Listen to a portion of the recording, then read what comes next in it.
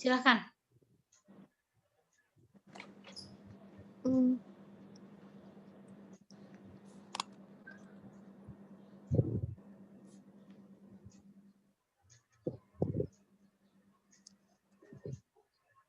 Assalamualaikum warahmatullahi wabarakatuh. Saya Hani Waalaikumsalam Hairunisa warahmatullahi wabarakatuh. dan teman saya Adisa Sulfi Salsabila ingin mempresentasikan pembelajaran bahasa Indonesia di SD menggunakan media gambar. Pengertian media pembelajaran menurut Basyarudin tahun 2002, media adalah segala bentuk yang dipergunakan untuk proses penyaluran informasi.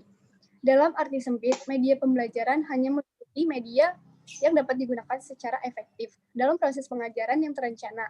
Sedangkan dalam arti luas, media tidak hanya meliputi media komunikasi elektronik yang kompleks, akan tetapi juga mencakup alat-alat sederhana seperti TV, radio, slide, fotografi, diagram, dan bagan buatan guru atau objek-objek nyata lainnya. Media pembelajaran adalah media-media yang digunakan dalam pembelajaran, yaitu meliputi alat bantu guru dalam mengajar, serta sarana pembawa pesan dari sumber belajar ke penerima pesan belajar atau siswa. Sebagai penyaji dan penyalur pesan, media belajar dalam hal-hal tertentu bisa mewakili guru menyajikan informasi belajar kepada siswa. Jika program media itu didesain dan dikembangkan secara baik, maka fungsi itu akan dapat diperankan oleh media meskipun tanpa keberadaan guru.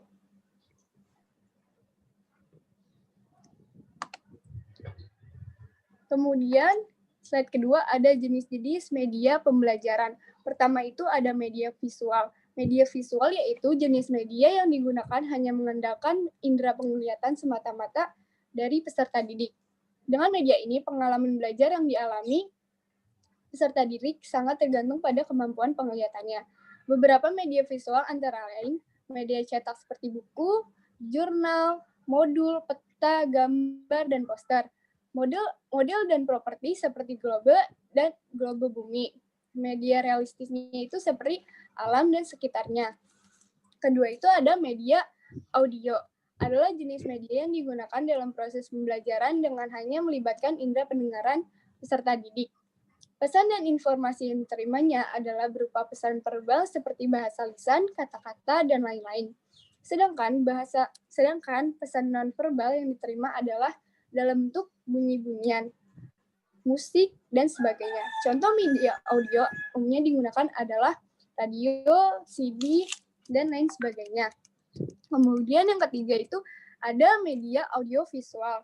Adalah jenis media yang digunakan dalam kegiatan pembelajaran dengan melibatkan pendengaran dan penglihatan sekaligus dalam satu proses atau kegiatan. Pesan atau informasi yang disampaikan melalui media ini dapat berupa pesan verbal ataupun non-verbal yang mengandalkan baik penglihatan maupun pendengaran. Beberapa contoh media audiovisual adalah film, video, program TV, dan lain-lain. Kemudian itu ada multimedia. Multimedia adalah media yang melibatkan beberapa jenis media dan peralatan secara terintegrasi dalam suatu proses atau kegiatan pembelajaran. Pembelajaran multimedia melibatkan indera penglihatan, pendengaran melalui media teks, visual diam, visual gerak, dan audio, serta media interaktif berbasis komputer dan teknologi komunikasi dan informasi. Beberapa contoh multimedia adalah TV, presentasi PowerPoint, berupa teks, bersuara, dan lain-lain.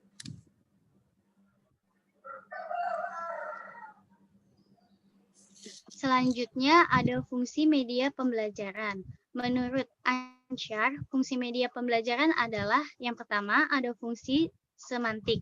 Semantik berkaitan dengan arti atau suatu kata, istilah, tanda, atau simbol. Media pembelajaran mempunyai kemampuan menambah pembendaharaan kata, simbol verbal yang makna dan maksudnya benar-benar dipahami oleh siswa. Contohnya seperti kamus, glosari, kaset, radio, dan TV. Lalu ada fungsi manipulatif. Fungsi manipulatif adalah kemampuan media dalam menampilkan kembali suatu benda atau peristiwa dengan berbagai cara sesuai kondisi, situasi, tujuan, dan sasarannya. Manipulasi ini sering dibutuhkan oleh para pendidik untuk menggambarkan suatu benda yang terlalu besar, terlalu kecil, atau terlalu berbahaya untuk diakses. Lalu yang ketiga ada fungsi fiksatif. Fungsi fiksatif adalah fungsi yang berkenaan dengan kemampuan suatu media untuk menangkap, menyimpan, menampilkan kembali suatu objek atau kejadian yang sudah lama terjadi. Artinya, fungsi fiksatif ini berkaitan dengan kemampuan merekam media suatu peristiwa atau objek yang menyimpannya dalam waktu yang terbatas sehingga waktu-waktu dapat diputar kembali ketika diperlukan. Yang keempat ada fungsi distributif. Fungsi distributif media pembelajaran berarti bahwa dalam sekali penggunaan satu materi, objek, atau kejadian dapat diikuti oleh siswa dalam jumlah besar, tak terbatas, dan dalam jangkauan yang sangat luas sehingga dapat meningkatkan efisiensi baik waktu maupun biaya. Yang kelima ada fungsi psikologis. Fungsi psikologis ini dibagi lagi menjadi fungsi atensi yang berarti itu media itu harus dapat menarik perhatian siswa. Yang kedua ada fungsi afektif yang berarti media ini harus mengunggah perasaan, emosi, dan semangat siswa dalam belajar. Yang ketiga ada fungsi kognitif, yaitu fungsi di mana media pembelajaran ini harus memberikan pengetahuan dan pemahaman baru kepada siswa. Yang keempat ada fungsi psikomotorik. Fungsi psikomotorik berhubungan dengan keterampilan yang bersifat fisik atau tampilan pada seseorang. Yang selanjutnya ada fungsi imajinatif, yaitu media itu dapat memberikan alternatif strategi yang dapat difungsikan membangkitkan dan mengembangkan daya imajinasi peserta didik. Dan yang terakhir ada fungsi motivasi, di mana media pembelajaran ini diharapkan dapat membangun semangat siswa dan membangkitkan motivasi siswa sebagai peserta didik untuk belajar.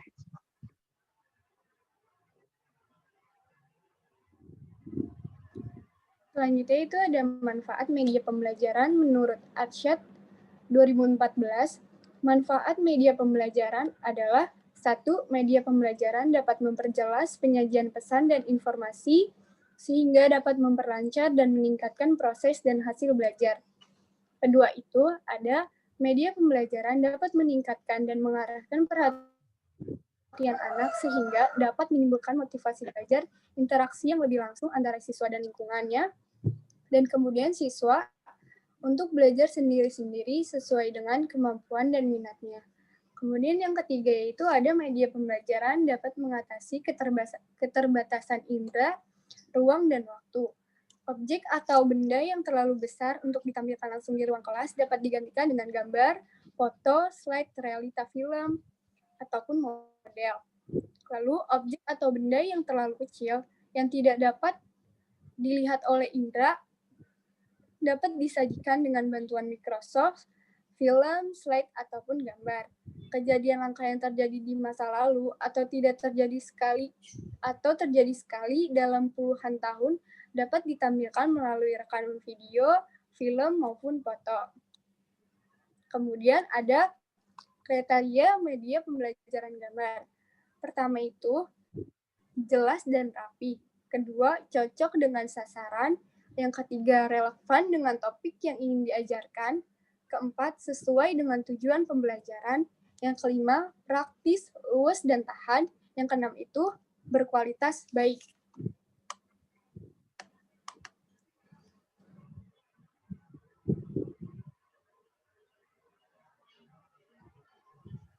Pengertian media pembelajaran gambar. Menurut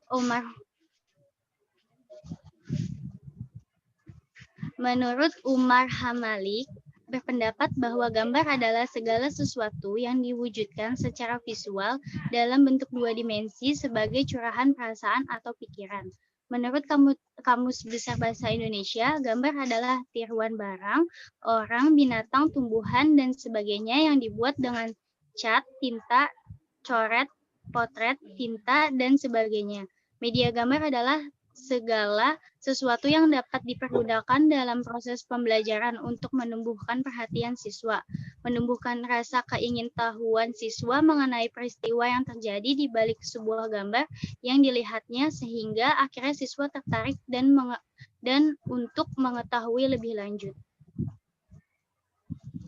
Karakteristik media pembelajaran gambar yang pertama, autentik.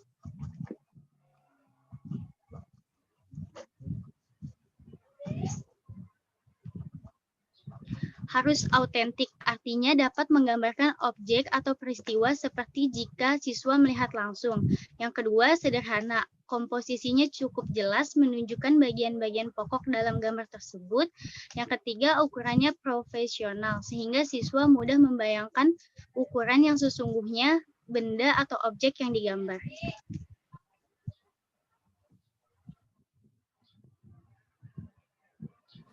Kemudian ada karakteristik media pembelajaran gambar. Memadukan antara keindahan dengan kesesuaiannya untuk mencapai tujuan pembelajaran. Yang kedua itu gambar harus message.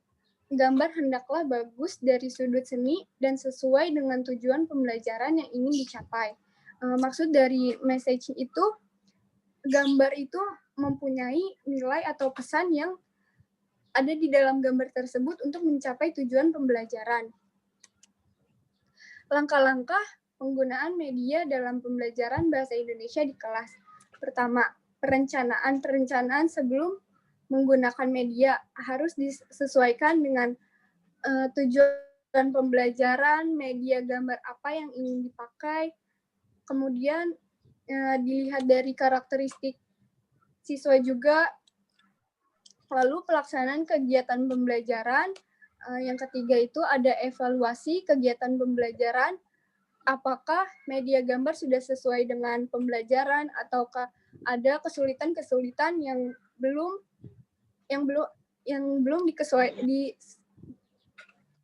sesuai dengan karakteristik siswa-siswa di SD.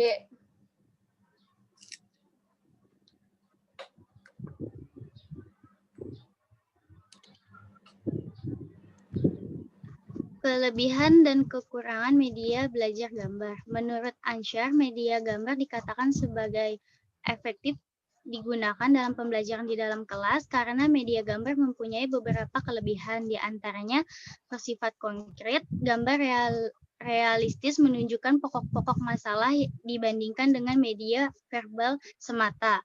Yang kedua, dapat mengatasi batas ruang dan waktu karena tidak semua benda, objek, atau peristiwa dibawa ke dalam kelas dan tidak selalu bisa anak-anak dibawa ke objek atau peristiwa tertentu. Yang ketiga, dapat mengatasi keterbatasan pengamatan karena dapat menghadirkan hal-hal yang tidak dapat ditangkap oleh panca indera. Yang keempat, mudah digunakan tanpa memerlukan peralatan yang khusus.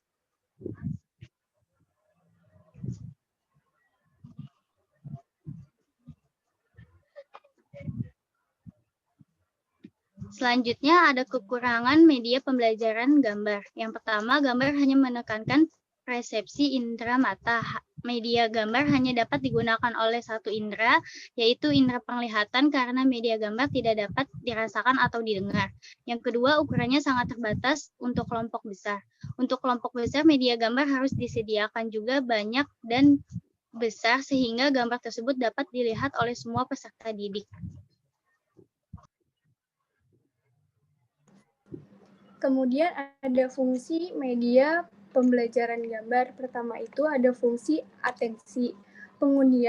Penggunaan media pembelajaran yang tepat dalam pembelajaran dapat menarik perhatian siswa dan dapat mengkonsentrasikan pikiran siswa dalam mempelajari materi. Fungsi atensi juga mencakup yaitu memperhatikan rangsangan tertentu sambil membuang rangsangan lain yang mengganggu. Kedua itu ada fungsi afektif.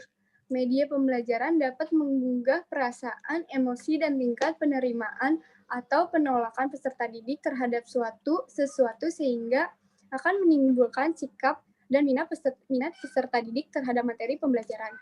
Kemudian itu Kemudian ada fungsi kognitif, yaitu suatu media pembelajaran yang dimaksud bahwa media tersebut memberikan pengetahuan dan pemahaman baru kepada peserta didik tentang sesuatu. Kemudian ada fungsi psikomotorik. Untuk psikomotorik berhubungan dengan keterampilan yang bersifat fisik atau tampilan pada seseorang. Aspek ini adalah salah satu dari 3 aspek: kognitif, afektif, psikomotorik. Penting yang menjadi target dalam kegiatan pembelajaran. Kemudian, jenis-jenis media pembelajaran gambar itu ada poster, komik, gambar fotografi, grafik, bagan, dan diagram.